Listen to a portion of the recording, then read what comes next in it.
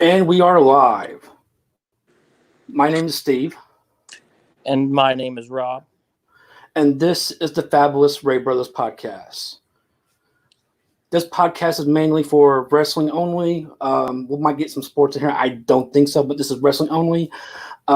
We are live on Facebook and YouTube, and for today's episode, it's Money in the Bank weekend. We will discuss a lot about Money in the Bank. It's very heavy on Money in the Bank. We will go through the past Money in the Bank winners. We will talk about our top 5 Money in the Bank winners on how they won the Money in the Bank, how they cashed in. I have a top 5. Rob's got a top 5. We will compare and debate. At the end of the show, we will go through the card for this Sunday's Money in the Bank. We will have predictions, but first is the rundown. And the rundown will be AEW, NXT, the Monday Night Wars. And I'll start off. This Wednesday on NXT, we started out with Johnny Gargano versus Dominik Dijakovic. This match started out it was a really good match. Gargano, his kicks, he has very educated feet. His kicks were so flushed and very effective. Dijakovic, he showed a lot of strength in this match. He basically was throwing Gargano around the ring the whole dang match. Rob, I've liked Gargano since I first saw him, and Divakovic, he's kind of grown on me as he gets to wrestle a little more. Dijakovic, I like him. I just don't see him as a top tier guy. I don't see him as the main brand wrestler. I don't see him to be on Raw SmackDown. I see him staying with NXT. Though, what do you think? More than likely, if he does go to Raw or SmackDown, I think it'll be a long time. I think he does need to wrestle a little more, get a little more mat time, but I don't think he won't ever be on one of the big shows, but I don't think it'll be for a while. Right. So in this match, Candice LeRae, the wife of Johnny Gargano, comes out to ringside, and she wants to get a closer look. She thinks she's getting a closer look. What she's really doing is she's distracting Dijakovic, and that helps Gargano get the upper hands. And towards the end of the match, Candice LeRae gets on the apron, and she is distracting the referee. Gargano is trying to unlace the top turnbuckle pad, but the ref catches him. Gargano turns around, and Dijakovic catches him for a sit-down chokeslam. Dija goes for the cover, but only gets a 2 count. So Gargano eventually gets up. He loosens the turnbuckle padding, and Dijakovic comes in, and he runs face first into that turnbuckle, padless turnbuckle, and he's stunned. He is dazed. Gargano comes out, lands his finisher, the one final beat DDT, and gets the 1-2-3 over Dijakovic. I thought this was a very good match to start out NXT. This had a kind of like a vibe, like a takeover vibe. Yeah, Gargano has a lot of energy, so it's always good to have Gargano or somebody like that start off the show. They bring a lot of energy to the show. I agree. So I think when we do pound for pound, Gargano is one of the best wrestlers right now. Oh, so I definitely agree. Him and Ciampa as well. Awesome too. Oh yeah. So during our rundown, when we do our review, go through the matches, we'll have our rating system out of 5 stars. I gave this match a 3 out of 5 stars. I thought it was pretty good. It was decent. It felt like it was a takeover match. Yeah, I agree. I gave it a 3 also. So next, we see a round-robin tournament match for the interim cruiserweight title. Akira Tozawa is taking on Gentleman Jack Gallagher. Tozawa is coming in the match. He's undefeated, 1-0. Gallagher is looking for his first win in the tournament. He is 0-1. The match starts out Tozawa with the octopus hold, very quickly applied. Gallagher very quickly escapes. The match is very fast paced. Tozawa goes for a suicide dive, but Gallagher lands an elbow flush to the jaw and kind of stuns him a little bit. They get back into the ring and they are battling back and forth. They both end up on the apron where Tozawa lands a DDT on the apron, which leads Gallagher to roll into the ring. Tozawa is on top of the turnbuckle, lands a senton bomb, which looked very botchy. From my point of view, I saw his head connect with the torso. I didn't see his body hit. But from my point, it was very botchy. However, it was enough to get the job done. 1, 2, 3. It was a quick match. Tozawa goes to 2-0, and Gallagher falls to 0-2. This is a very fast match. That was about all that happened. I gave it 1 out of 5 stars. And I gave it 1.5, but I'm just not a big. I like Tozawa a lot. I'm just not a big fan of Gallagher. I'm just not a big fan of his. I haven't been. I kind of like his gimmick, but he doesn't. I don't think he wrestles well. But I like Tozawa a lot. You know, when Gallagher first came into 205 Live, he had that that British gimmick where he had his umbrella and he was very creative in the ring. But now when he's looking like like I don't know, he's got all these tattoos. I just don't like the I don't like the look. I thought it just doesn't match what he was doing. No, I thought his first gimmick was very unique, and it was just I liked it, but he's kind of fallen off the radar ever since. Yeah, I'm just not a big fan of his. All right, so I do like the fact that NXT is doing the round robin tournament though for the interim cruiserweight championship. I like that. I do like that. I like that a lot. So next up is a women's match. Xia Li taking on Chelsea Green with Robert Stone in her corner. As I'm watching this match, Rob, I'm looking at Chelsea Green, and her name says it all. She looks so green in the ring.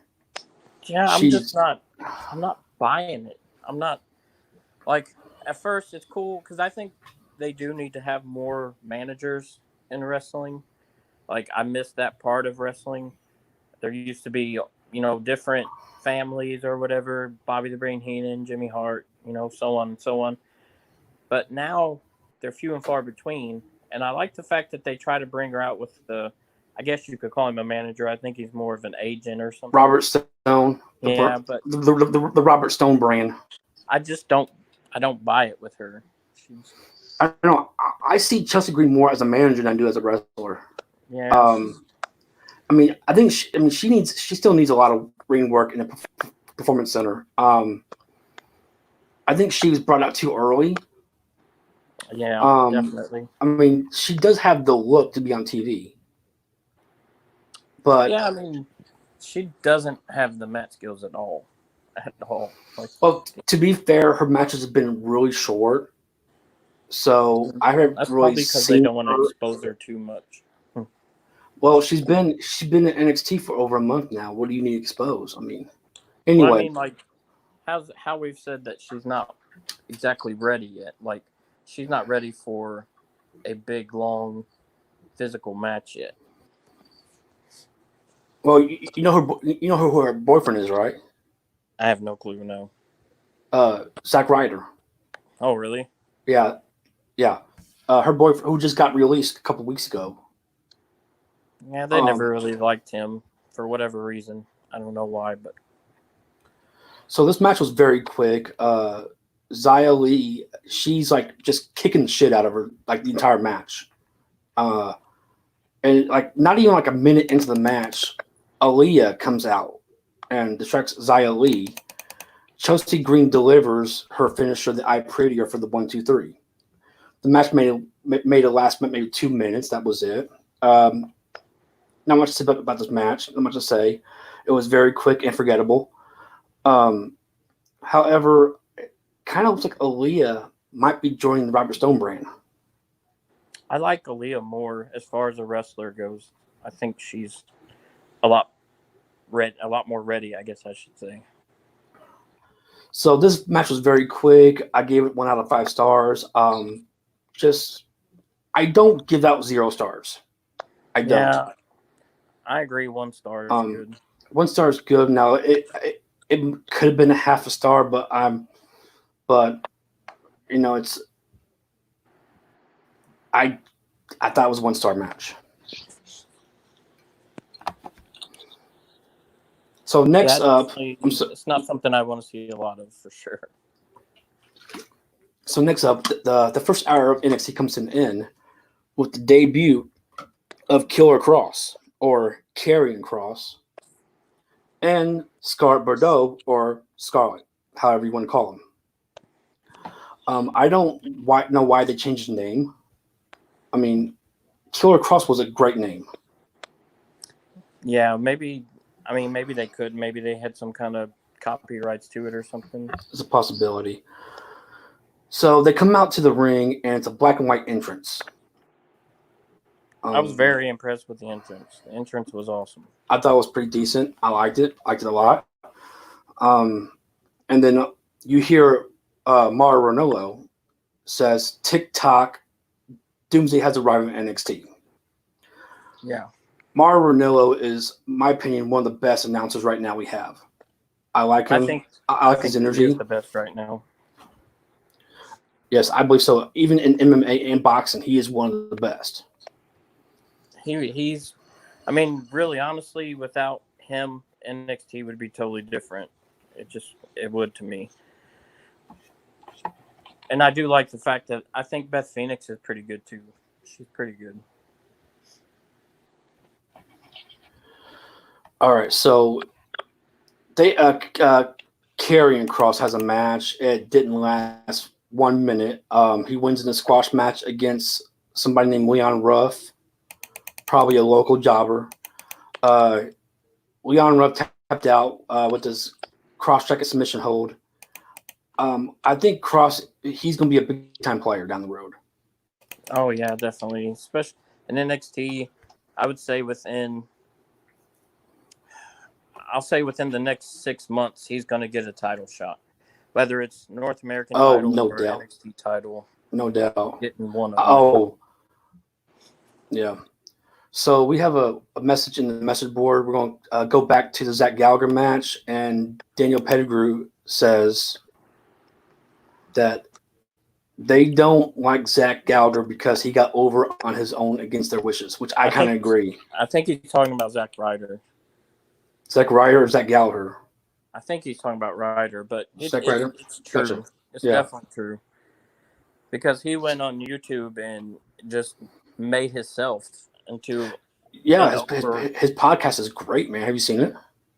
I've seen it a couple times. I haven't watched a lot of it, but, I mean, he got himself over. And like Daniel said, I really don't think they like that very, very much at all. So that is Zack Ryder, yes.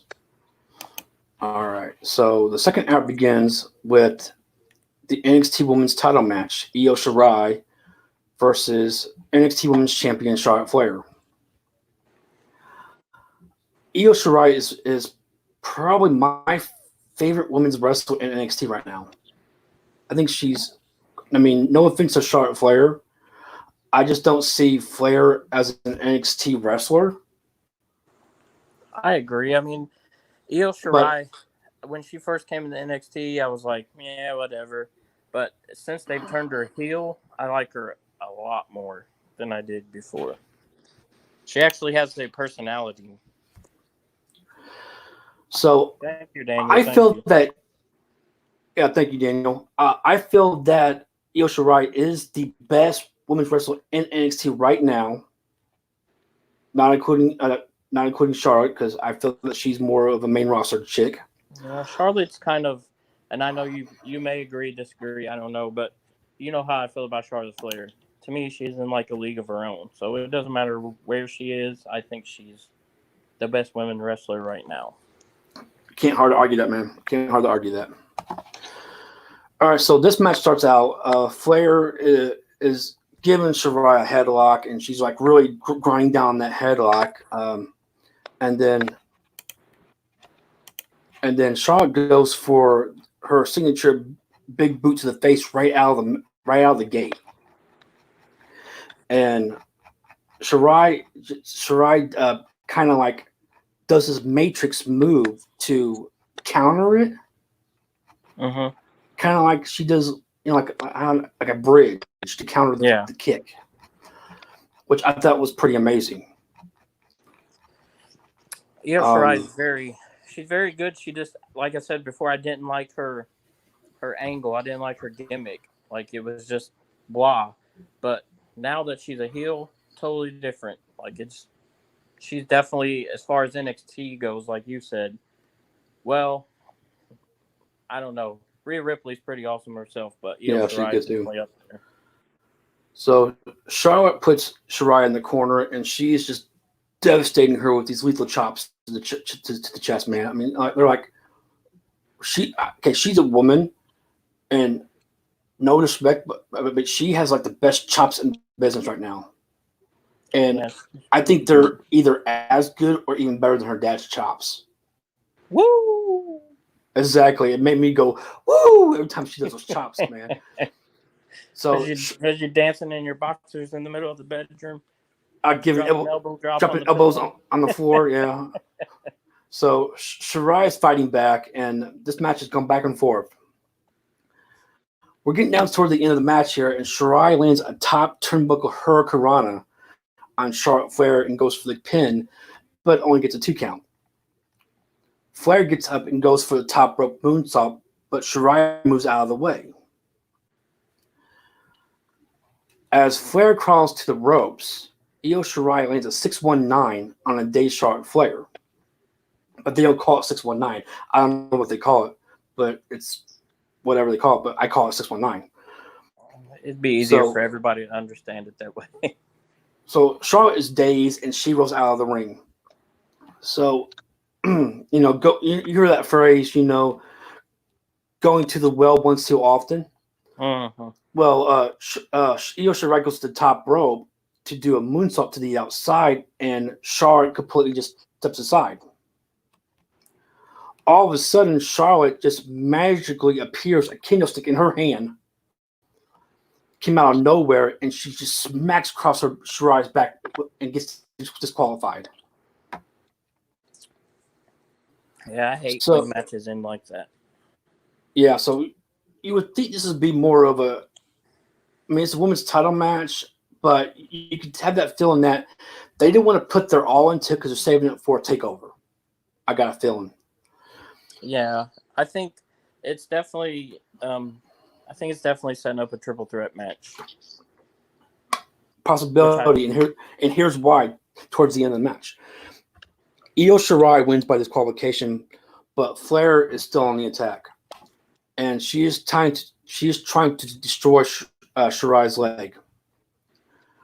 Rhea Ripley returns. We ain't seen her since WrestleMania when she lost to Charlotte. She makes it safe for Shirai and just walks towards the back like nothing happened. And that ends the match. I gave it a 2.5 stars out of 5. I thought it was a really good match. The ending kind of ruined it. Yeah, I gave it a 3. I might have went 3.5 if it wasn't for the ending. I hate when title matches end and just. I would have given it 3 if there was a clean finish. 3.5 if there was a title change, but I went 2.5 on this one. Yeah, I mean, either way, I think it's a good rating, but I just hate when it ends. But I guess it's just building towards, like we said, probably a triple threat somewhere down the road. Yeah, no doubt. All right, so the next match is another match in the round robin tournament for the interim cruiserweight championship. Kushida's taking on Jake Atlas. They're both 1-0. They're both undefeated. This match is very short as well. The match starts out with the test of strength, which was controlled by Kushida. Jake Atlas was showing some good offense early in this match. They're outside of the ring. Kushida hits a somersault senton off the top of the turnbuckle to the outside of the ring. Back in the ring, Atlas hits a step up into Guri and covers for a 2 count. Atlas then comes off the top rope, but Kushida catches him in midair with the armbar, which I thought was freaking impressive. Yeah, it's impressive. Kushida was a great wrestler in New Japan. I think we haven't seen all of Kushida yet in NXT. Yeah. His match has been very short, but I could see him being a champion one of these days. I think Kushida, I mean, he's a good wrestler. I'm not trying to hate on him. I'm just not a big fan. Uh, I don't know if it's his gimmick or what it is. It's like the Back to the Future thing is, I don't know. I just don't like it. But as far as a wrestler, he's really good. And I think as far as cruiserweight division goes and NXT goes, I think Atlas has a pretty good future. So Kushida picks up the win here by tap out, and he improves to 2-0 in the tournament. And Jake Atlas falls to 1-1. I didn't think it was a bad match at all. It was a quick match. However, I did give it 2 out of 5 stars. Yeah, I that sounds good. I mean, I'll go with that. So in the next segment, Finn Balor comes back. He's back, and he seems like that he has turned face. He's not quite the heel character that he was, but he's not quite the true 100% face that he is. He's kind of like a tweener, you know? Yeah, I think Finn Balor kind of fits that, what they call it with Austin, like the anti-hero kind of. It's just no matter what they do with Balor, his fans are going to be his fans. Right. No doubt. So he was supposed to be in a match with the Velveteen Dream. This was, 3 or 4 weeks ago. He was attacked in the backstage area, and he's looking to find out who attacked him.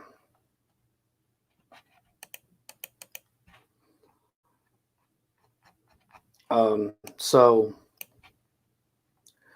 he's at this podium here, and he's talking on a microphone, and he says that he thought that the biggest snakes in the company was the people in the office, but now he's not so sure. And he quotes Wrestling Playbook 101: attack the guy, get the push. He's definitely on the lookout on whoever attacked him backstage. And he says that when he finds out who attacks him, it will not be a push, it will be a squash.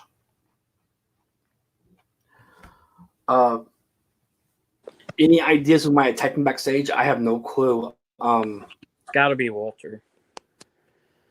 Because I think that's his next opponent, or his next big rival is going to be Walter, Walter was another one of those people when he came out. I think he beat, was it Pete Dunne for the United Kingdom title? Mm-hmm. Mm-hmm. Yeah.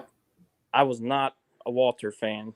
I thought he was slow and botchy, and I mean, I'm just a big Pete Dunne fanboy too. But yeah, as far as Walter goes, he's grown on me a lot. I think he's gotten better.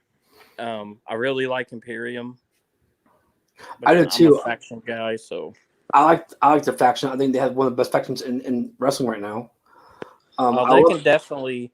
Walter and Imperium is somebody that I can definitely see going Raw or SmackDown in the future. I love that their theme music. I think it's great. It is. It's awesome. The whole gimmick's just awesome. Yeah. But you know what's going on with Walter, right? What's that? He's having some visa issues, and with this COVID-19 situation that's going on, he's basically stuck overseas. And that's the way Rhea Ripley was. She was kind of stuck overseas now, but now that things are starting to clear up, Ripley's back. I think Pete Dunne is too. I think he is too. Yeah, Ridley right now. I think he is too. Yeah. All right. So next, we have a very short match: Cameron Grimes versus a jobber named Denzel Dejournay.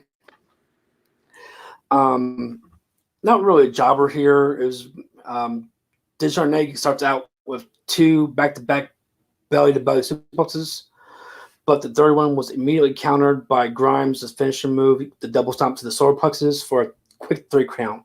This match was like less than a minute long.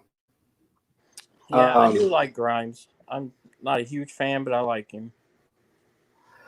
This match was I gave it 1 out of 5 stars just because it was so quick and there was not much action to it. Yeah, I mean I give it a 2 just because I guess they had to, I guess they just want to get Grimes some airtime, but because I think was he trained by the Hardy Boys, or he was a fan of them or something. I I think believe he he was was a fan of trained. them I because he think I comes think it was from the same area they came from. yeah. So after the match, Grimes is talking trash about Finn Balor. Balor comes out to the ring and he delivers a standing coup de grace with a sling blade, and Grimes is out of the ring. He's running. He's done for. He's like he doesn't want none of Balor at all. Finn Balor's got this this gimmick now where he's not taking shit from anybody. Yeah. He's gonna go out. He's gonna do his own thing. He don't care who he impresses. He don't care who cheers for him or boos him. He's gonna go out there and do what he does.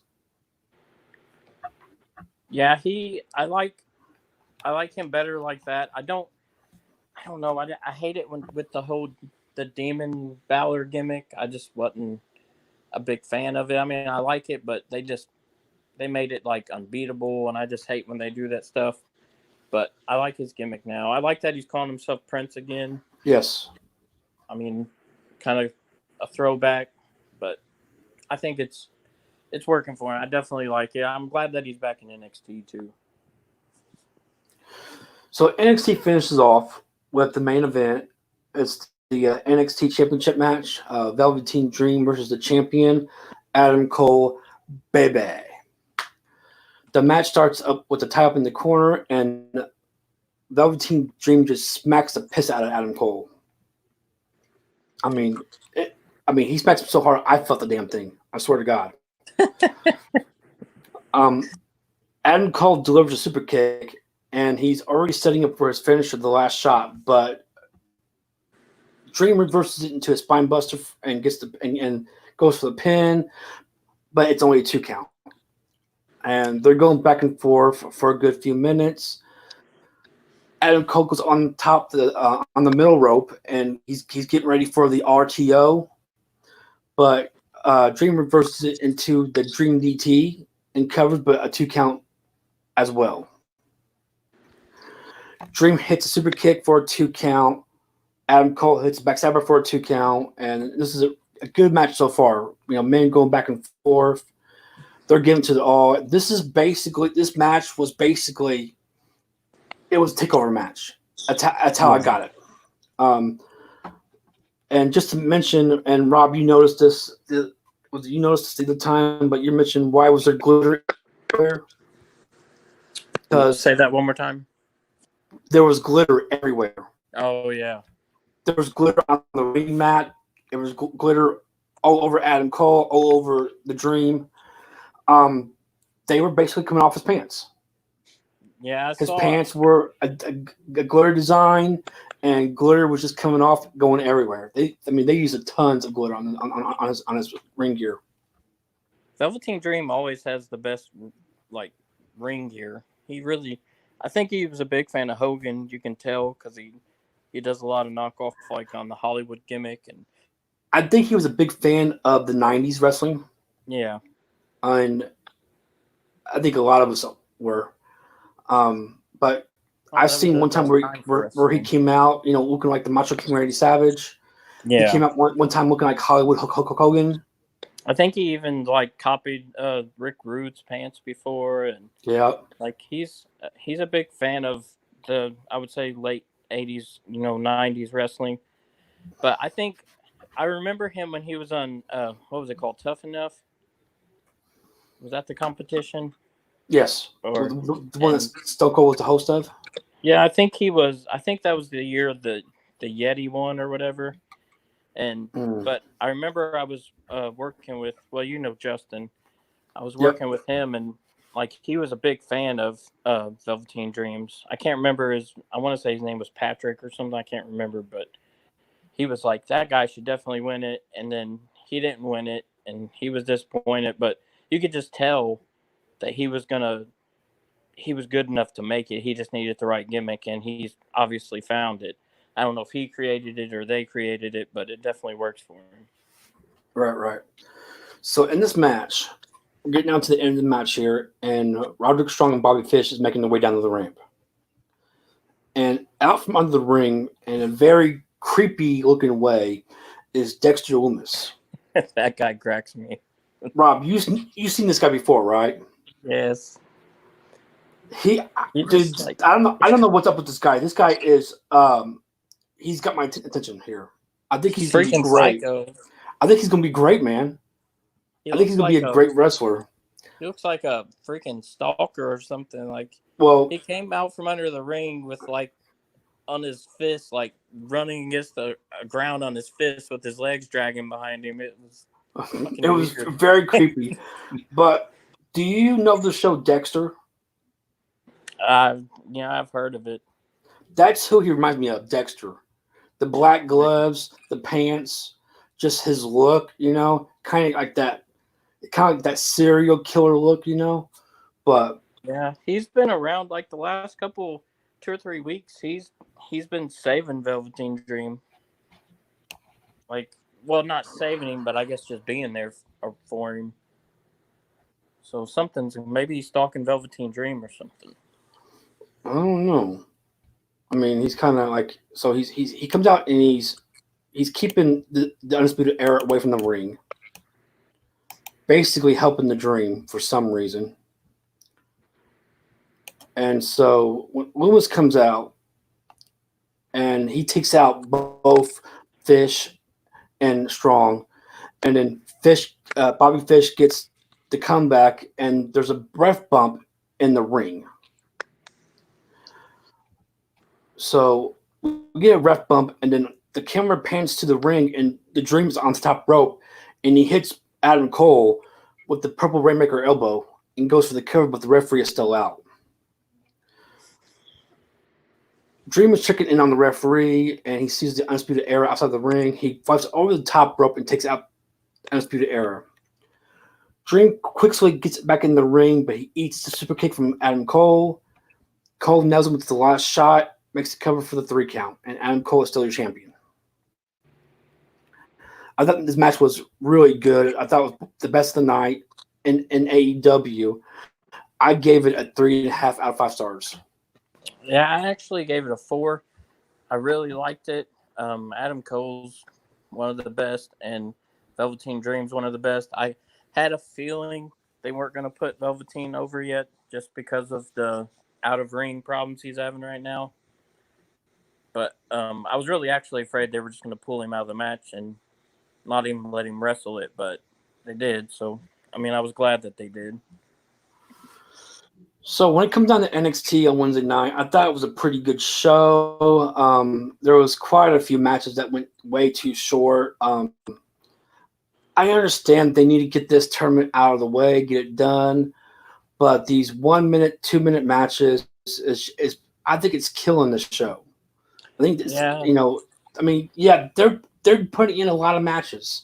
I mean, this match, I believe, was a total of 7 matches altogether, and maybe 3 or 4 of the matches was less than 5 minutes.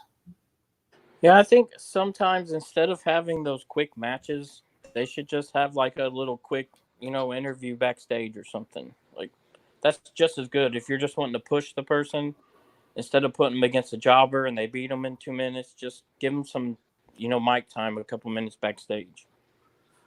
Also, going back to Karrion Kross's debut, that didn't have to be a match at all. He could have come out and just did an interview, and I would have been happy with that. Oh yeah, it'd have been just as impressive.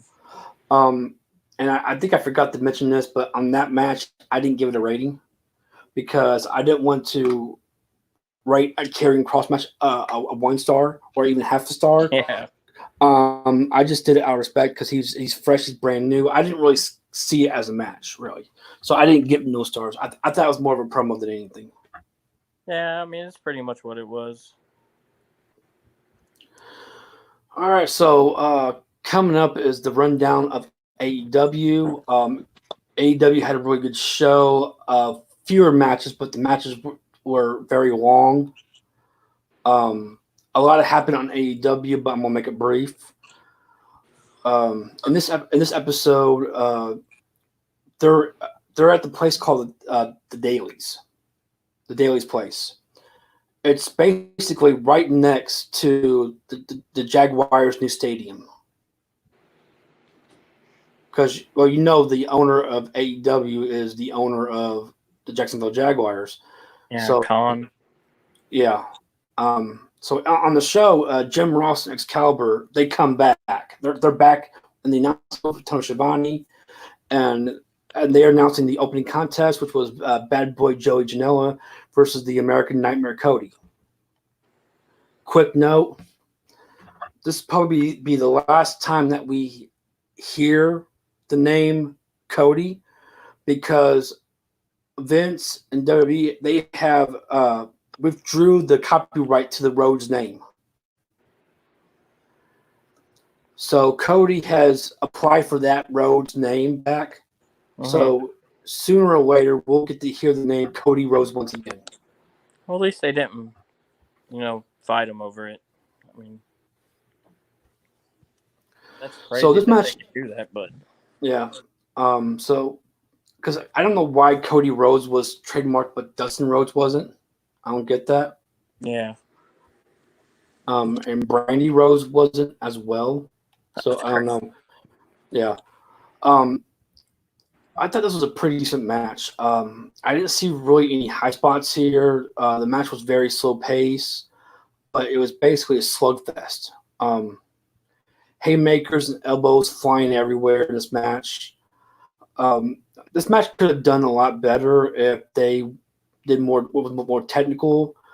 I thought that Joey Janela and Cody, they're very good technical wrestlers, but they basically just went. They were basically just brawling. Yeah, Cody's awesome. I don't know a lot about Janela, but he did look good, in that match. So during this match, they pan to the outside, and there's some fans. Actually, there's AEW stars on the outside, and they're trying to be the fans of the show.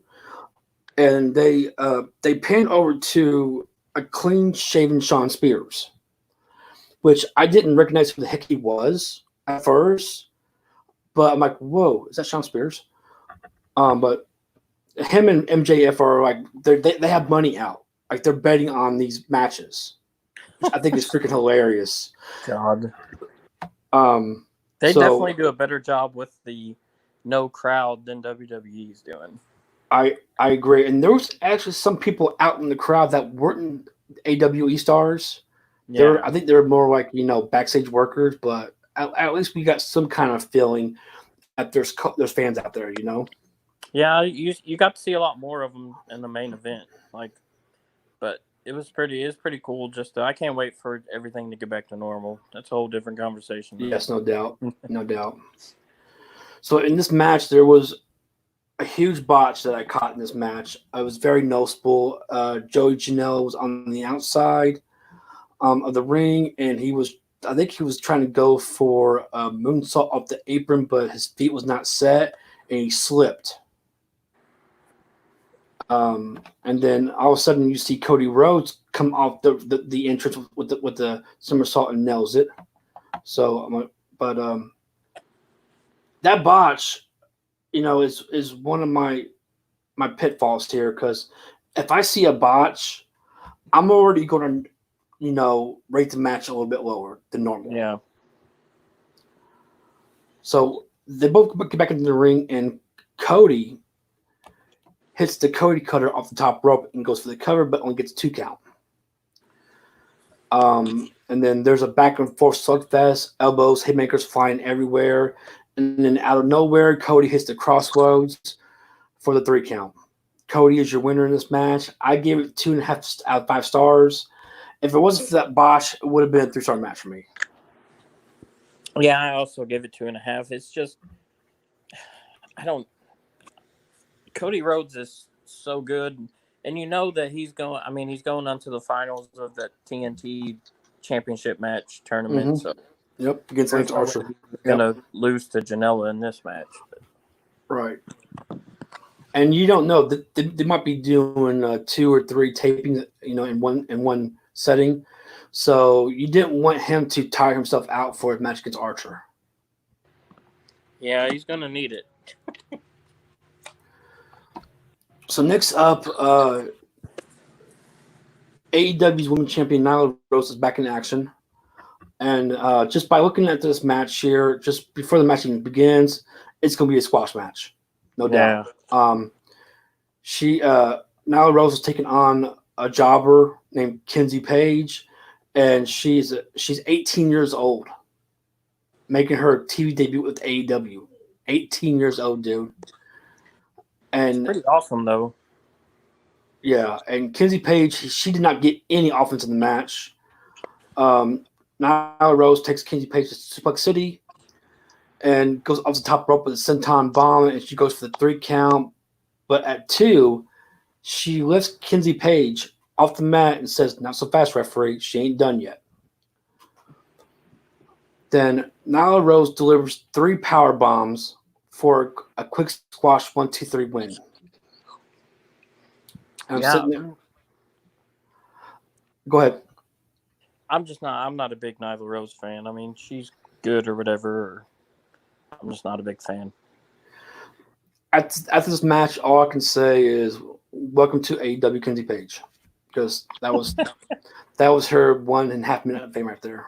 Yeah. Yeah, actually, I think out of all the women's wrestlers in AEW, I think the one I like the best is was it the Dr. Britt Baker or whatever her name is. Yeah. I think she's probably my favorite so far. Yep, the girlfriend of Adam Cole. Oh, really? Or if they're married, I don't know yet, but I think they're engaged. So next we see a promo with MJF, Maxwell Jacob Freeman, and he's letting the world know that he's injury free, and he'll be back in action next Wednesday night on Dynamite. Yeah, I saw that. He was saying that a lot of people were hating on him and all this stuff. I don't know much about him. I mean, I do, but I know a lot of people say that. I'm not saying this, but a lot of people say he's like a ripoff of The Miz. But I don't really see it myself. I mean, there may be a little bit of Miz in there, but I think he's kind of. I think he's his own person. I'm not a huge fan of his, but I definitely don't think he's ripping The Miz off. I don't see it either, but I do see him. I do see him fit well in the Four Horsemen gimmick. If there was one, if there was one. Yeah. If there was a Four Horsemen, I think he'd be fit right in. Yeah, I could see that. So the next match we see is Frankie Kazarian representing SCU taking on AEW World Champion Jon Moxley in a non-title match. Frankie Kazarian is a very good technical wrestler. He is so underrated, in my opinion. Yeah, he's especially for the age that he is. He can still wrestle really well. I mean, he's not old, but you know what I mean. Right. Jon Moxley here, coming into NXT, he looks so fresh. He's out of his shell. He can do whatever he wants in AEW, and that makes him a better wrestler. This wrestling moves had a lot of technical moves throughout the night. I'm surprised to see Jon Moxley doing technical moves in a wrestling ring. For some reason, he was not allowed to do these types of wrestling matches in WWE. Probably because I've heard a lot of people say that Vince has like a vision for you, and he don't want you stepping out of that boundary. Like he wants you to stay in that vision, like Yeah. in that lane that he put you in. This match was a very good technical match. I would never thought I would see the former Dean Ambrose in a technical match, but he's in the match. He's using submission holds and he's using suplexes and like, what is this guy's like brand new? You know, he's like he's he seems like he's much happier now in NXT. Yeah, I think he just has more freedom over his character. Like he can do what he wants to do and show off stuff that he couldn't show off in WWE. So. And then you had Frankie Kazarian here. He reminds me of a small Randy Orton, just by how he looks. But he in this match he's showing us that he is a good singles competitor. He can wrestle pretty good, and I know he had like a small glass of water in WWE at one time, but for some reason it didn't work out.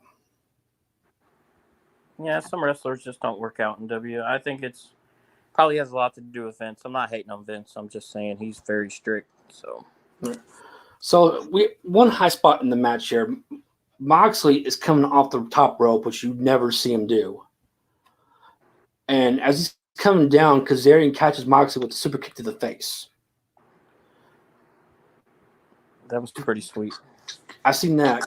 Kazarian is now in complete control of the match. He hits a backstabber and an unprettier on Moxley for a very close 3 count. It might have been 2.9, the way I've seen it. This match turned out to be a really good match. I already gave it 3 stars, by the way. In the middle of the match, it was already 3 stars already. Towards the end, you feel that Kazarian had a good shot here to defeat Moxley. But then at the end, out of nowhere, Moxley hits his paradigm shift for the 1, 2, 3, and Jon Moxley is your winner. I gave this match a 3.5 stars, and it could have been. Maybe I should have went 4, but I don't like to go overboard on these matches because I know that it could have been better. But I gave it 4 just because it delivered way more than I thought it was going to. So after the match was over, the Dark Order comes out and attacks Jon Moxley in the ring.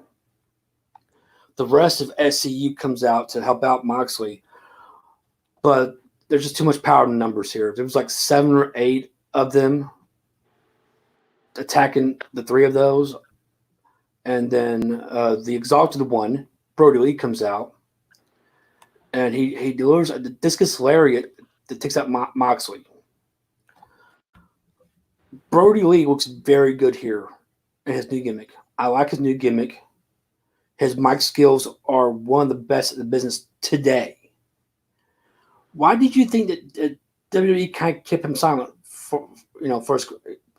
It was another thing of Vince. Vince saw him as one particular thing.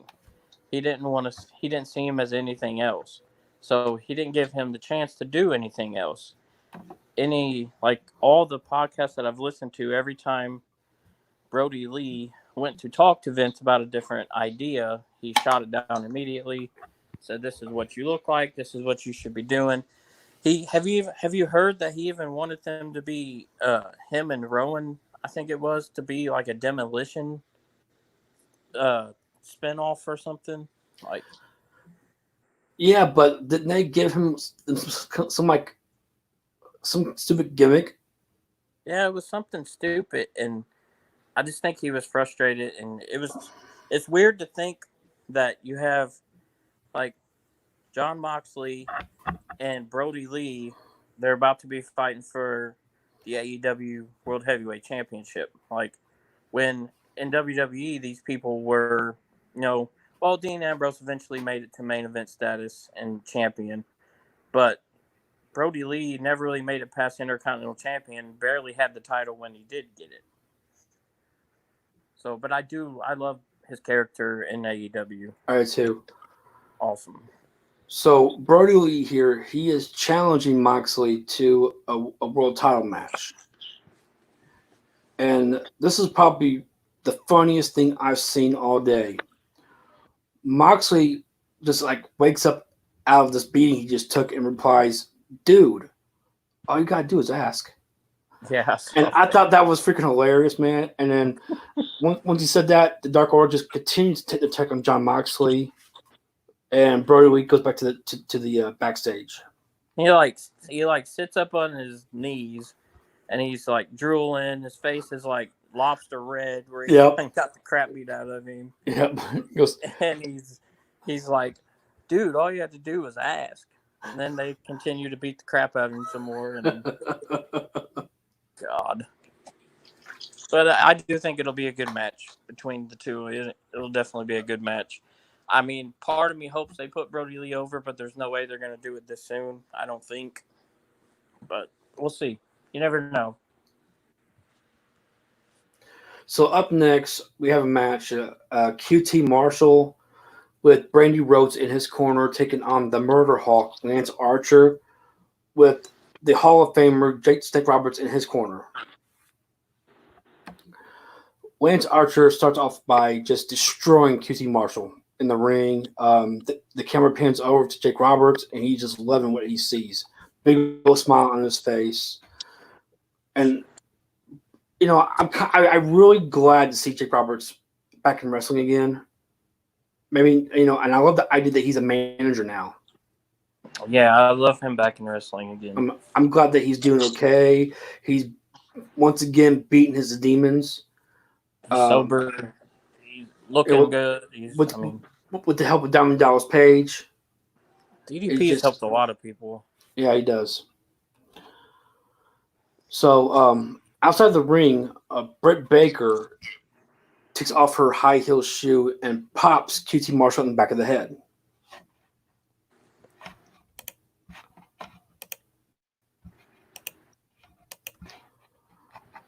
And they get back into the ring, and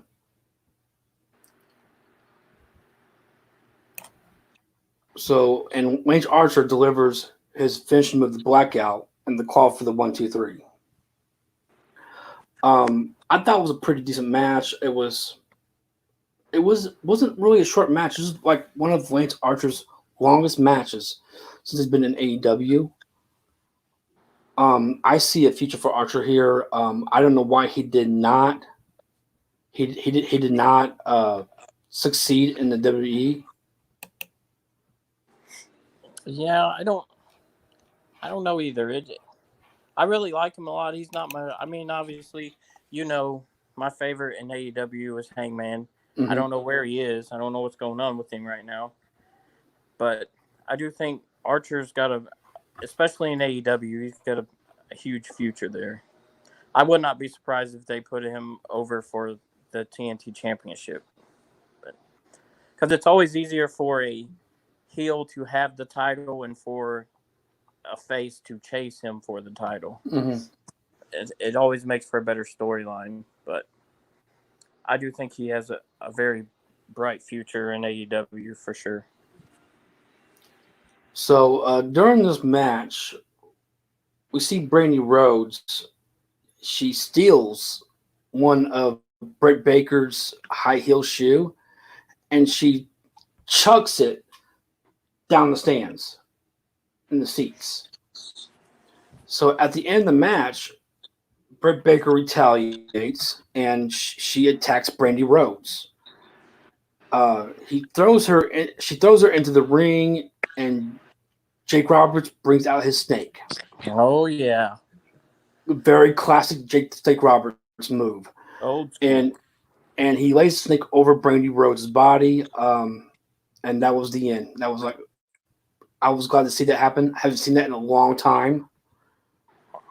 Yeah, it definitely made my day to see an old school gimmick come back. He just has that perfect, he has that perfect pitch and he has that perfect voice to be a heel, like an evil person. Yeah, and for him to be back in wrestling, even in a manager's role, is great. I'm hoping that they bring back some more because I've told you before that I've heard that there's rumors that when the Revival or the Revolt go to AEW, that they would like Arn Anderson to be their manager, and that would just be epic to me. Oh my god, that'd be crazy. But Arn Anderson's managing Cody Rhodes right now, so we'll see how that ends up. He's like a huge fan of the Revival, anyways, and he tried like hell to get Vince to give him more, TV time and ring time in their matches, and Vince just was not having it. So, all right, so to close out AEW was the main event: Chris Jericho and Sammy Guevara taking on one half of the AEW World Tag Team Champions, Kenny Omega, and Broken Matt Hardy. This was a street fight match. It went everywhere. During Jericho's and Guevara's entrance, Pineapple Pete takes a shot. I love that name. Takes a shot at Chris Jericho. And I'm sitting there thinking, who the hell is Pineapple Pete? And like, dude, I'm sitting there thinking, dude, you can't, dude, you could see it, dude. There's got to be a way that you take Pineapple Pete and Orange Cassidy and put them together in tag team. There's got to be a way that could happen, man. I'm telling you. There's got to be. I mean, call them Pineapple Express. Exactly, dude. Freshly squeezed Pineapple Express, man. I'm telling you, man. Oh man. And believe it or not,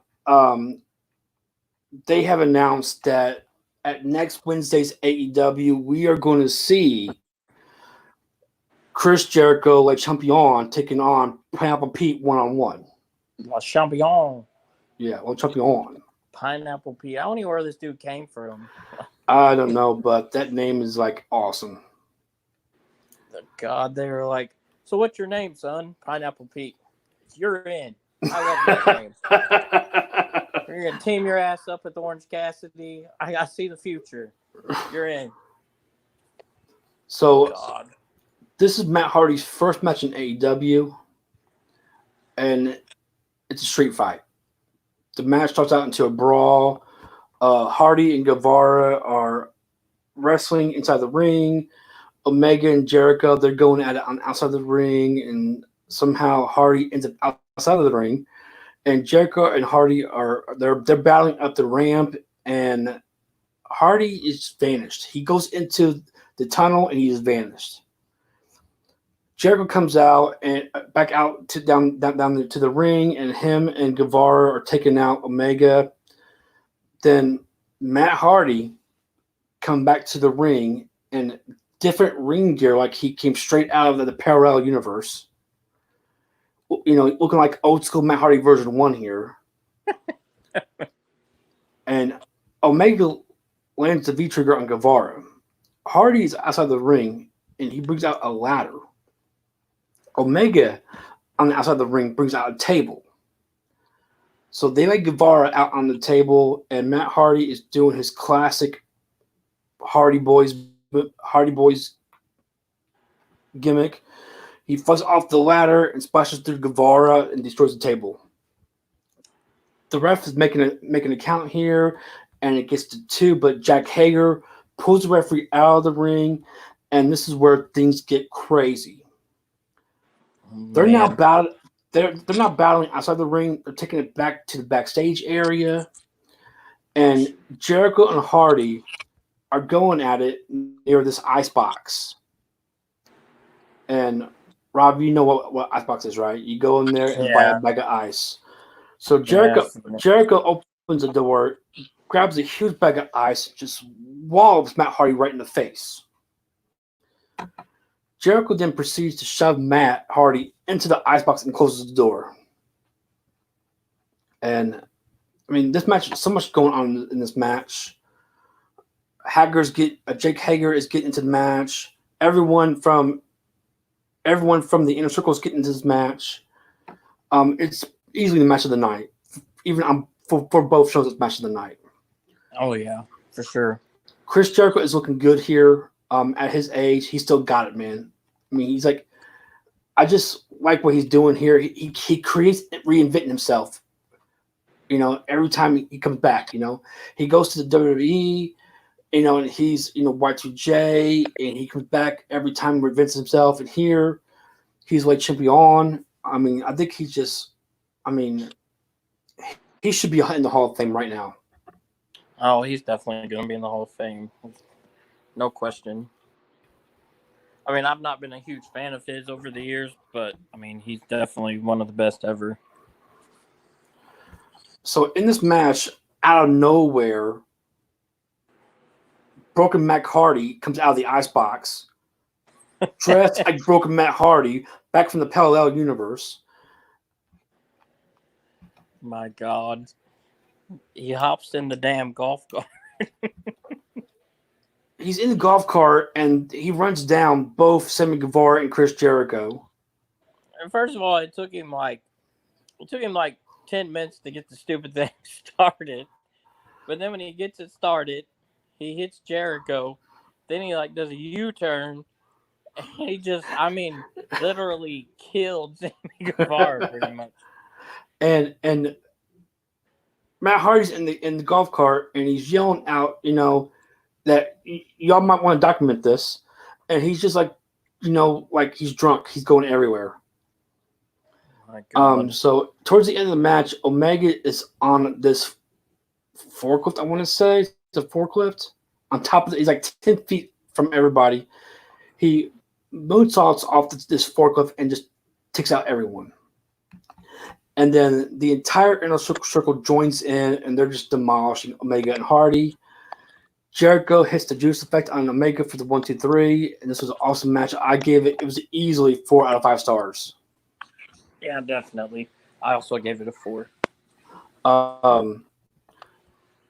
You'll rarely see me give a 5 out of 5 stars match. Yeah, it would have to be something. This was arguably could have been a 5 out of 5, arguably. I gave it a 4 out of 5 because I think I haven't seen a 5 out of 5 match in a long time. For me to give a 5 out of 5, I mean, it's got to be like on an epic level, like Steamboat vs. Macho Man or Shawn Michaels Undertaker at WrestleMania. Like, it's got to be one of those kind of matches.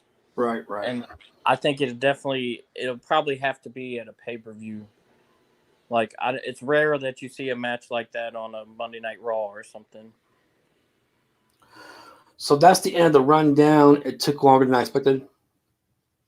We went a whole hour talking about NXT and AEW, and now let's move on to Money in the Bank. This is Money in the Bank weekend, so from the rest of the show, it'll be nothing but Money in the Bank. And the next thing we're going to be talking about is past Money in the Bank winners. So here's the list of the past Money in the Bank winners. If you notice that the first 5 Money in the Banks happened at WrestleMania. Edge was the first to win the Money in the Bank briefcase at WrestleMania 21. CM Punk was the only one to ever win back Money in the Banks at WrestleMania 24 and 25. And then at 26, Jack Swagger, who is now Jake Hager, or Hagar, whatever you want to pronounce it. He wins at WrestleMania 26. However, later on that year, the Money in the Bank pay-per-view was created, and then the Kane and Miz won it in 2010. So we, in fact, had 2 Money in the Bank winners in the year of 2010. Yeah, I think the reason they did that, too, is because at WrestleMania, most of the time, the Money in the Bank matches stole the show anyways.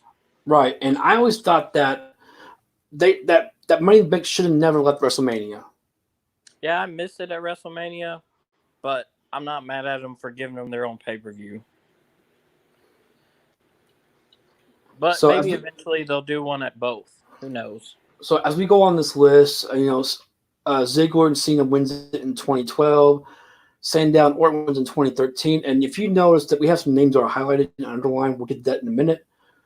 Seth Rollins in 2014, Sheamus 2015, and Ambrose in 2016. Now, here's where it gets interesting. In 2017, we got the first ever women's Money in the Bank match. Carmella wins Money in the Bank with the help of James Ellsworth. And if you notice, Carmella won it twice in 2017. Here's what happened. So Carmella won the Money in the Bank at the pay-per-view with the help of James Ellsworth. She gets her briefcase. She gets it stripped from her, and it's up again in another Money in the Bank briefcase that happened on SmackDown. And this time, Carmella wins it fair and square. So, even though CM Punk was the first ever back-to-back winner, Carmella was the first to ever win it twice in the same year in the same week. And then we have Alexa Bliss and Strowman won it in 2018, and last year, Bayley and Brock Lesnar, who I thought should have never won it in the first place, it happened last year. Oh my God! Can I just go ahead and say, personally speaking, last year's Money in the Bank was the worst ever. Like, for a person not even to be in the damn match, to just walk down, destroy people, climb the fucking ladder, and grab the briefcase, that's stupid. Yeah, that's still kind of, I just gives me a crawl, man, because, I mean, he's not even advertised for the match, and then all of a sudden you hear his theme music, and you just know that it was over. He was going to win it. In that case, anybody from backstage can just come in and fucking grab the briefcase and everybody's wrestling. It's stupid. That's true. Why can't we see that this year? Who knows? It might happen. It's possible. Anything happened in the WWE, man. Yeah, anything happen. So going through this list again, we see some names here that are highlighted and underlined. These are Money in the Bank winners that failed cashing in the briefcase. Mr. Kennedy never really had a chance, though. Kennedy. And Rob, won't you tell us why Kennedy never had a chance? Didn't he lose it to, was it Edge or somebody? Right, but you know why, though? I do not know. Well, there was a feud going on between Kennedy and Randy Orton at the time. So, apparently, during a match between Randy Orton and Mr. Kennedy, Kennedy was very dangerous in the match. He was not protecting Randy Orton at all. He was basically trying to injure him on purpose. Yeah, I remember that. And at the time, he was still holder of the Money in the Bank briefcase. Well, they come up with a storyline, and Rob, do you remember who beat Mr. Kennedy for that briefcase? Wasn't it Edge? It was Edge, yes. So yeah, Edge became the first two-time Mr. Money in the Bank. And then after that, Mr. Kennedy was fired. He was gone off the TNA. Yeah, then he went to TNA, and I think he did okay in TNA. I mean, he didn't do great, but he did all right. So John Cena in 2012 wins the briefcase, but he was actually the first wrestler to ever cash in and lose the match. Yeah, I mean, come on. Were any of us sad that he lost? No. No, I mean, we all wanted him to lose. I mean, if you go back to when Edge won his first Money in the Bank in 2005, who did he cash in on? John Cena. John Cena! And dude, I was so ecstatic when that happened. I thought it was like the greatest thing in my life. It was awesome. It was. I still don't like Cena, even if he came back and started wrestling today. Now, as far as the person out of the ring, he is a great person. Oh, no doubt, man. He does a lot for charity. He does a lot for a lot of people. But in the ring, his character, his wrestling, I just don't like it. And we also see Damien Sandow, who's also a Money in the Bank winner. He cashed in and failed. I think that he shouldn't want it in the first place. He was basically a mid-carder. He wasn't going anywhere. I did like his gimmick, though. Yeah, I was actually shocked that he won. I was I wasn't gonna say I was glad that he won. I was in shock. I didn't think they would do it.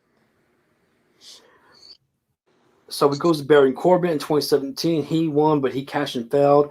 And then in 2018, shockingly, Braun Strowman attempts and fails out well.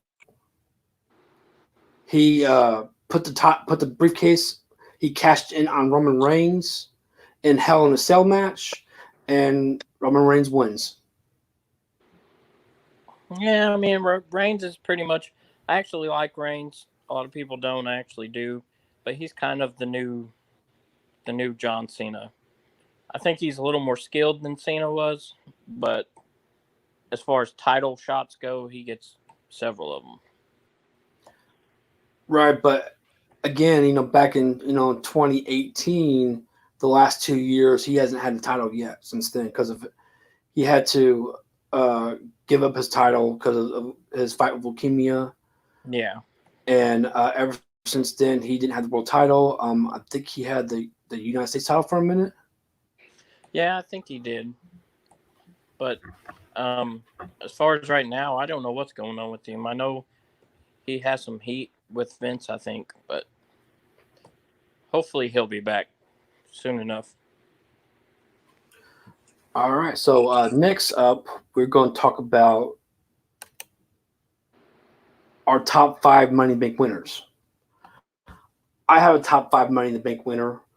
Rob's got top five, and we're going to announce the whole universe, all but one viewer that we have right now.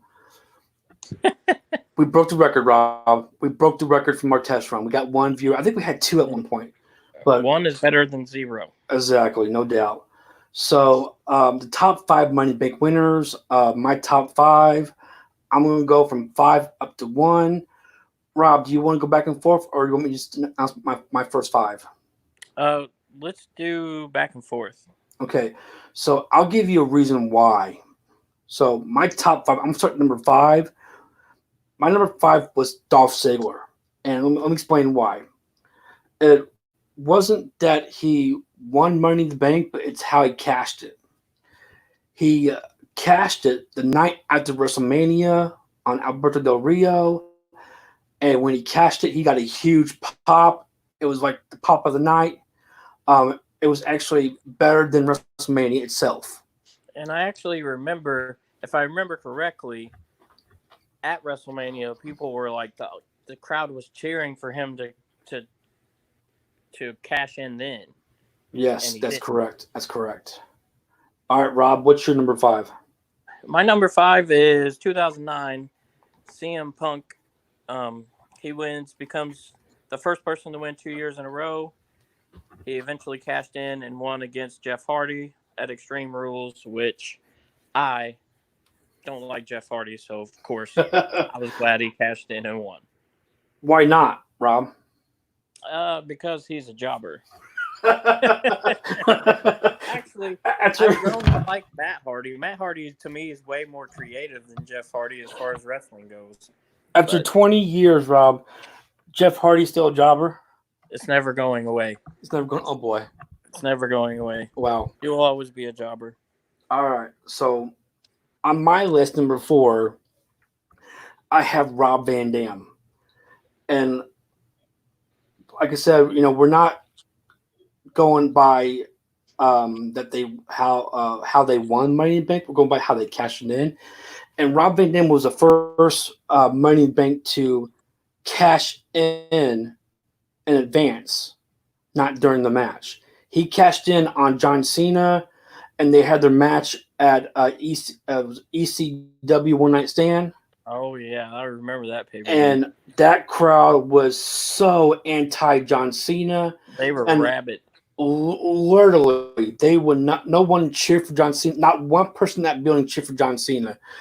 John Cena actually took his shirt off, threw it into the crowd. They threw it back at him, and there was somebody was in the crowd had a sign that says, "If Cena wins, we riot." And I believe that was going to happen. Oh, they would have. They wouldn't have made it backstage if Cena would have won that.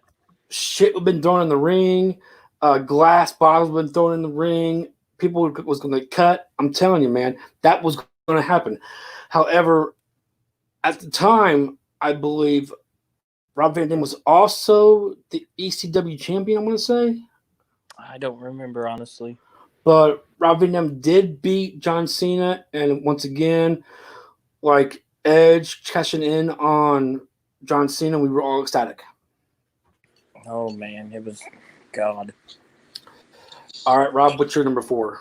My number 4 is the first Money in the Bank 2005 Edge. And it's simply for the fact that he cashed in and beat John Cena. I like that move right there. I like that. That was very surprisingly. That match was, I believe, an elimination chamber match, and it was. I just remember it was New Year's Revolution, and it was in fact elimination chamber match, and John Cena went in at number 1, so he fought off everybody in that match, and then at the end of the match, Vince comes out, and then you just knew it was going to happen. Oh yeah, it was great, a great day. All right, so my number 3, and Rob, might be a shock to you. Yep. My number 3 is Seth Rollins, and not that I'm not a fan of Seth Rollins. I'm a fan of Seth Rollins. I put him number 3 because he was and you'll understand why when you hear my number 2, my number 1. Seth Rollins was the first ever to cash in Money in the Bank at WrestleMania against Roman Reigns and Brock Lesnar, and cashed in and succeeded and won. And like I said, I'll explain. You'll know why he's number 3, not 1 or 2. But Rob, go ahead with your number 3. My number 3 is, I'm going to give some love to the ladies here. 2018 Alexa Bliss. She won and cashed in later that night after she caused interference in the Rousey versus Nia Jax match. And she was the first woman to cash in the same night of the pay-per-view and win the title. I can understand that. All right, so my number 2 here is Edge. And the reason why I have him at number 2 is because he was the first 2-time Mr. Money in the Bank. And he was the first winner, the first Mr. Money in the Bank, and he cashed it on John Cena. That's why he's number 2. It's like the OC. What did we do? We beat John Cena. And I believe he is the first person ever to hold the Mr. Money in the Bank with 2 different girlfriends. The first Money in the Bank, his girlfriend was Lita, and the second one, he was engaged to Vicky Guerrero. So yeah, he's a cheap magnet right there.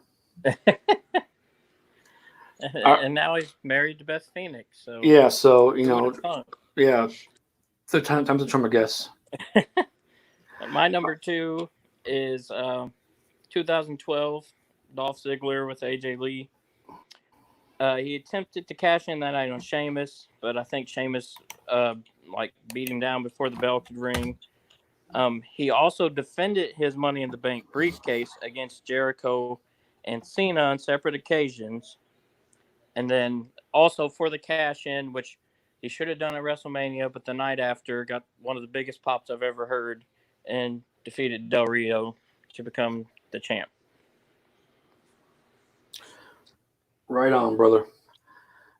And my number 1 is probably no surprise here. It's CM Punk, because he is the first one to ever win back-to-back Money in the Banks matches. He cashed in both times and won both times. So my number one goes to CM Punk.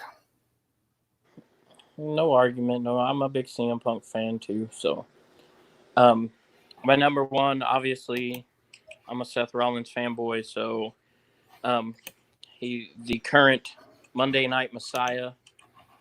2014, Seth Rollins won. He was the first person to cash in while the championship match was in progress. First person to cash in and win the unified championship because they had just unified the Raw and SmackDown titles at that point, I think.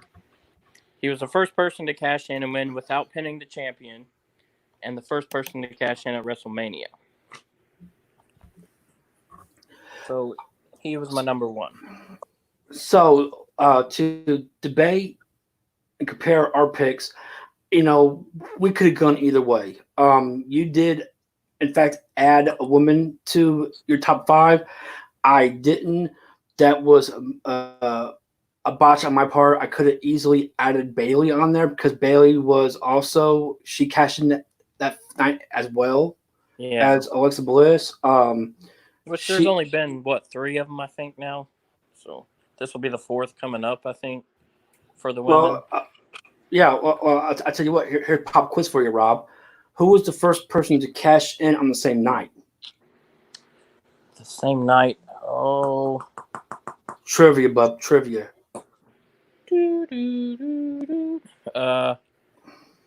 Man, I don't know. I knew it at one time. I forgot. It was Kane. Kane won Money Bank. He cashed in on guess who? John Cena. No, the Big Show. The Big Show. He cashed in on the Big Show and became the World Heavyweight Champion with a big gold belt. See, they should have that belt now. I don't like the Universal Championship. Yeah, I don't see why they changed it. Why have 2 belts? I mean they look the same. They're just different colors. If you're gonna have 2 belts, have the WWE title and the big gold belt. I just don't understand. The big gold belt was awesome. Like, I don't understand why you would want to get rid of it. I bet you even if you polled the wrestlers today, I guarantee over half of them would say they want the big gold belt. Oh, no doubt. No doubt. All right, so that ends our top 5 Money in the Bank winners.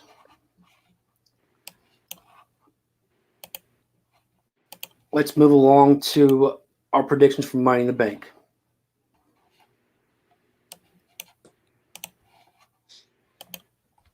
And so our predictions for Money in the Bank. What the heck? We got a phone call. Did we just travel your DeLorean back to 1980? We might did. We got a phone call. Thank you for calling the show. Who's this? Hey, how's it going? Hey. Wait a minute. Who is this? Oh my God! Is this Rocky Balboa? Oh yeah. This is Rocky. Yeah, this is Rocky. Oh my God! It's Rocky Balboa. Oh my God! It's Rocky freaking Balboa, man. What are you doing on our show? No, we definitely went back to the 80s. Y'all talk about predictions and stuff, and I'm over here and I was thinking, if there's an underdog, it's gotta be me. Because, if I wasn't an underdog, then they wouldn't make no movies out of my fights, if you know what I mean. Yeah. Wait a minute. Are you saying you're going to be in another fight? No. I got PTSD. The doctors got messed with my head, and I ain't too. I might be what they call punchy, but I ain't stupid. You know what I mean? So. So, are you retired? Yeah, you could say that. Yeah, you could say that. But why retire at an early age? I don't know how old I am. It comes and goes. It's. I mean, it's, clearly you're not afraid to get back in the ring. I took a little too many hits to the head, and I don't know. Well, you're not afraid to get back in the ring, are you? No, I ain't afraid of nothing. I mean, then why don't you come back? I mean. Well, no, there's no coming back for me. No, I just. Sound like you're a little scared. There ain't nothing scared. I ain't scared at all. It's just, hey, You know, I mean, that's how it goes. Steve, leave Rocky alone. I mean, He's I don't talking to a understand legend here. why we can't see Rocky in the ring one more time. I'm pretty sure there's going to be another movie coming out sometime soon or something. You know, it is what it is. I don't know, man. All I know is, I called in because you guys are making predictions. So I want I just want see if I get my 2 cents in or something like that. Well, you know what I mean? Your 2 cents sound like 1 cent to me, buddy, because Right. you sound like you're afraid. I mean, just come on out, man. I mean, said right. Okay. Right.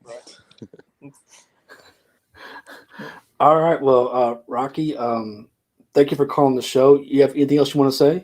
I'm afraid. Yeah, right. You're afraid. No. I was I'm wondering, afraid. Rocky, Okay, is that what you want me to say? Huh? You want to try to bring me down? Are you gonna chip in on the gas on this DeLorean? We're just traveling back to 1980 with? Chip in on what? 80 cents to the gallon? Well, we got the flux capacitor. We need some. You got any trash like some bananas and shit that we can throw in here?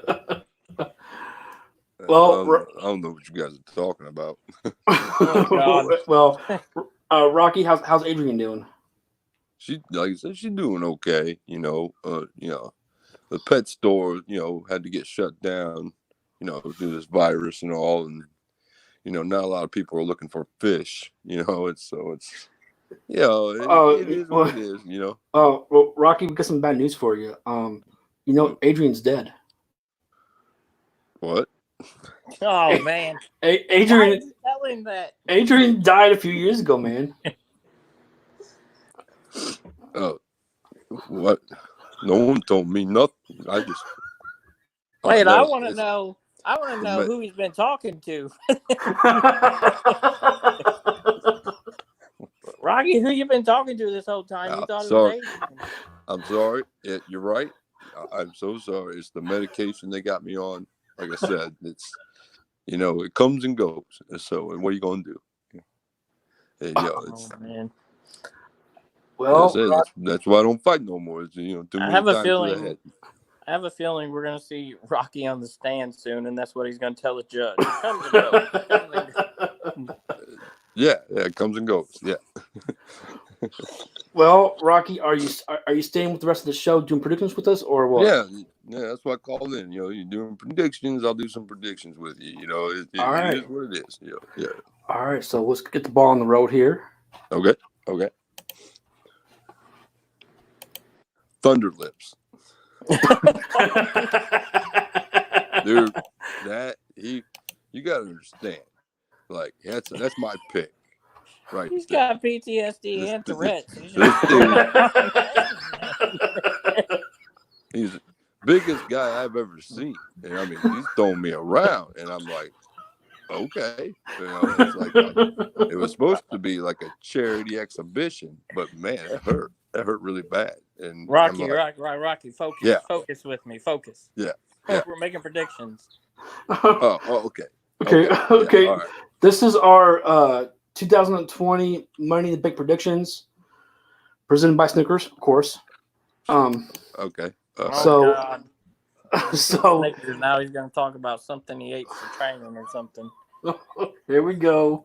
All right. So our first match is for the SmackDown Tag Team Championship match. It's a fatal 4-way. The champions, the New Day, will take on the Forgotten Sons, Miz and John Morrison, and the Lucha House Party. Rock, go for it. House Party. Huh. Rock, we're not having a house party. That's the name of the team. Oh, all right. Well, I got it there. Okay. That's a team. Okay, cool. All right. So you're picking the Lucha House Party. There was a fight I had back in 78. And they literally, he hit me in my eye, and, I can't see out of the side. So, I'm just saying that comes up every once in a while. And it is what it is. It comes and goes, right? It comes and goes. So Rocky Balboa picked Lucha House Party for the block. Rob, what's your pick? I want the New Day to win, but I'm going to predict the Forgotten Sons are going to win. Interesting. I forget a lot. Yeah. We know, Rock. We know, Rock. we know, but we know. Oh, okay. So All right. my winners, I think it's going to be the New Day, and here's why. I don't see any title changes when it comes to the mid carders or lowers until we get a full crowd. Yeah, they happened at WrestleMania, but here it's Money in the Bank. I just don't see a title change until SummerSlam. So I'm thinking the New Day retains the titles. New Day. All right. So the next match is the Every day's a new day for me. It's like I don't remember nothing. It's like I get up in the morning, I'm like, how'd I get here? Oh my God! All right. So, oh my. Okay. So it is what it is. The next match is SmackDown's Women's Championship match. The champion. They let women wrestle? Yes, Rocky, they do. When they start that? About 30 years ago. Oh, okay. It's 2020 now, Rock. Get with the program. 2020. Oh, okay. So the champions, Bailey, is going against Superfly's daughter, Tamina. Rock, who's your pick? I'll go with whoever the champ is. That's who I'll go with. I think they they got to defend their title. They got to train hard. They got to eat some. Take care of themselves. I think that whoever the champ is here, which is Bailey, I think I think she got it. I think she'll be all right. All right. Good selection. That's actually a good pick, Rock. I'll pick that. Yeah. I'm going to pick Bailey as well. I just don't see Tamina winning this match. She just came out of nowhere. We ain't seen her in like a year, and she comes out of nowhere and she's automatically in this match. I just don't see it happening. Bailey's going to be your winner. I'm actually surprised we didn't get an old story from Rock about how he drank coffee with Jimmy Snuka one time or something, but I'm going to go with Bailey as well. Talk about Jimmy Snuka. Hey, whoa, I didn't mean. I'll tell you what, that dude, he had a mean right hook. I seen him hit a woman one time, and she flew. Oh God! No. Okay. What? All right. What? TMI. All right. We need to go. We need to go to the next match. Okay. We're done here. All right. Okay. Well, what are you gonna do? All right. Exactly. What are you gonna do?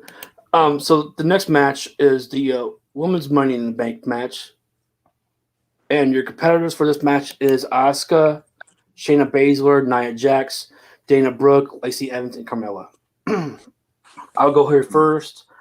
I'm going on a limb here, and I'm going to say that Lacey Evans wins Money in the Bank here, because I see Evans she's had times where she was in a title match against Bailey, and twice she's been screwed out of the match. I see Evans here picking up the briefcase, and at SummerSlam cashing it in on Bailey, and she's finally going to become a champion. Rob, what's your selection? I think the obvious pick is Shayna Baszler, but WWE never really does anything obvious. So I'm also going to go with Lacey Evans. I think Baszler's going to get a title shot regardless. So I think Lacey Evans is going to win. All right, Rocky, your pick? Well, I'm looking at these names. I don't really know any of these women, but I'm looking at these names and I see that Asuka, and it looks kind of like Adrian. It's nothing like Adrian. So, that's Rocky, who I'm picking. That's my pick right there. Because it looks like Adrian. You know what I mean? So, Rob. Rocky, I think you and Asuka could have some interesting conversations. Yeah, maybe. I don't know. Like I said, I don't know who she is. I'm just saying. Maybe I could buy her a watch or something, you know. Fire a watch. All right, Nice Rob, watch. Yeah. I think I think we just gotta let Rocky be Rocky. You know, let him be himself, and we just move along. Okay. All right. So the next match, which is kind of interesting here because the women's Money in the Bank match will also take place at the same time as the men's Money in the Bank match. And your competitors in that match is Daniel Bryan, Aleister Black, Rey Mysterio, King Corbin, Otis, and AJ Styles. Rocky, what's your pick? You know, Clubber Lang was in the first Oh my WrestleMania. Lord. He was probably one of the toughest guys I ever fought in my life. I mean, he had stiff jabs, you know, and you know, funny looking guy, you know. But you know, Mick always told me, you know, just act like you're, you know, right-handed, and you get by. And I was like, okay, well, I'll do what I'll do, you know. And It comes and it goes, man. Yeah, it does. Am I supposed to pick one of these guys? Oh, okay. Yeah. Hold on. I will pick this Otis fella. I think this Otis fella is going to do it. Yeah. I'll go with Otis because it's what it is. Everybody else seems like they have more than one name. And, you know, I don't read too well. So it's like I got Otis right. And, no. Too many syllables throws me off because of my PTSD that, you know, the doctors prescribed me some medicine, which I need to be taking here soon. So, but anyways, yeah, that's who I pick right there. Well, yeah, that's it. This might be our final show ever. But if I'm gonna pick, I'm gonna go with. I'm biased here, but I think King Corbin gets the Money in the Bank here. I just think that, you know, him winning the King of the Ring tournament, being King Corbin. If you saw SmackDown today, he already announced that he's going to be not Mr. Money in the Bank. He's going to be King Money in the Bank, and they could roll with that gimmick. So I'm picking King Corbin. I'm just gonna go with who I want to win, and that's Aleister Black. Enough said. All right. So the next match is the WWE Championship match between the champion Drew McIntyre and Seth Rollins. Rob, go ahead. I honestly think McIntyre is going to win, but I want Seth Rollins to win. The only way I see Seth Rollins winning is if, like, the AOP comes back, because I haven't seen him in a while. If they happen to come back and interfere somehow, but I think McIntyre wins. All right, Rocky. You know, I wake up in the morning and I feel mainly. They don't sound right. Mainly, I'm picking Thunder Lips. That's who I'm picking in this championship match. He's a bad dude, man. Hey, Rock. Yo, yeah. Thunder Lips ain't in this match. Really? Yeah, it's Drew McIntyre versus the Monday Night Messiah, Seth Rollins. Oh no! You know, I think I called in the wrong show. I'm starting to think that too. I am so sorry. You know, like I said, that I'm on this medication. I called the wrong show. I think we traveled to the wrong year. Is this? I thought it was something about boxing. I am so sorry. I'm sorry. I don't even know what I'm doing. I gotta go. I'll talk to you guys later, I guess. Whatever. Sorry about the inconvenience. You know, the Buckus is over here. He just pissed on the rug. I gotta go. All right, Rocky. Thank you for calling in, man. I'll talk to you guys later. You know, all right, man. Thank you. Rock. Well, you know, it's hey yo. You know, I'll talk to you later. Yep. That was interesting. And he's gone. Oh boy. Well, Rob, if it's the final show, we had fun. Um, Yeah, Rocky might have killed the show. and maybe, but let's go ahead and move along. See, we got maybe a few minutes left, so let's go ahead and move along. I'll go ahead and my selection here. I think Drew McIntyre is going to win because I can see them drag the storyline out for a few more months. However, I think that McIntyre will end up losing the title at SummerSlam in a cash in. So that's where I'm going with. Rob, what do you think? I've already said I want Seth Rollins to win, but I'm gonna go with McIntyre. Okay, enough said. Short but sweet.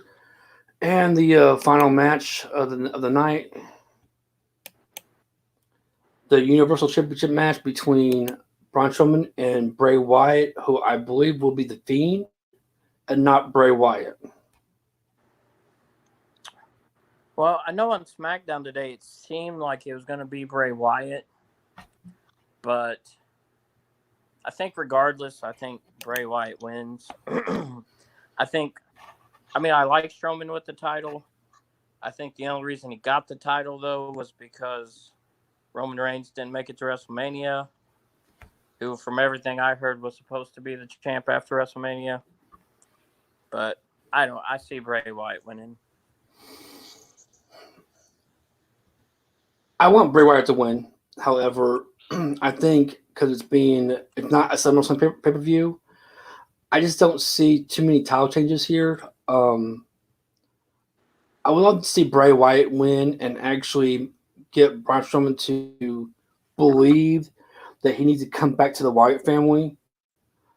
Then just down the road he just turns on him again. But that's a tough pick for me. What the hell? I'm picking Bray Wyatt to win this match because I can see the title change here and the storyline expands. It's just a shame that we don't have Brody Lee in the WWE or Eric Rowan anymore. They could have been factors in this match, but I'm picking Bray Wyatt here.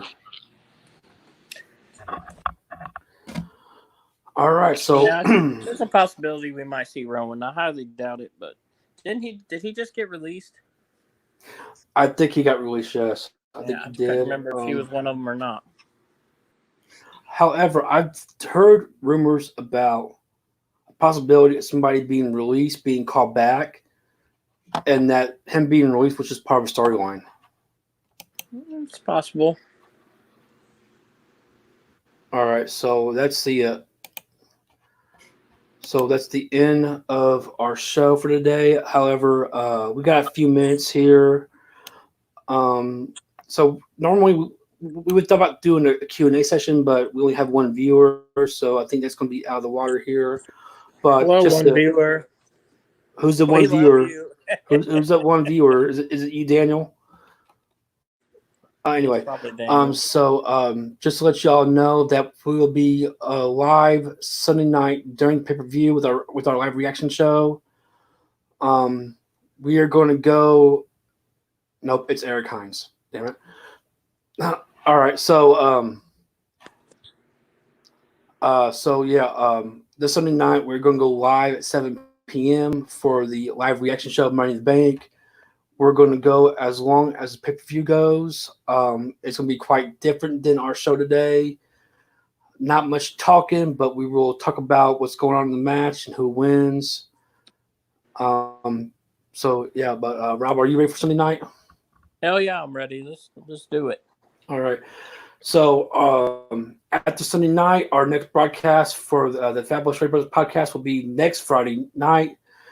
I believe that's May 13th at 10 o'clock again. And on that show, Friday night, May 15th at 10 p.m., we will have a rundown of Raw, SmackDown, and the Wednesday Night Wars between NXT and AEW. We will also do a review of In Your House, Beware a Dog, the 8th installment of the In Your House series. This was the in your house where there was a power outage in the middle of the pay-per-view, and they redid the pay-per-view a couple of nights later. But you'll see the matches under the lights, no darkness. I haven't seen it yet. Rob's seen it. I'm gonna look at it. We'll do our review of that, and then and there's more to come. So I'd like to thank Rocky Balboa for coming onto the show. Dang, I forgot to ask him for an autograph. Yeah, a digital autograph would be nice, but we gotta stay 6 feet away from each other. That's true. Anyways, thank you for our listeners today, and anyone else listening to the replay. Again, next Sunday night we'll be here 7 p.m. going live on Facebook and YouTube. And thanks for everybody watching. Have a good night. Have a good night, y'all.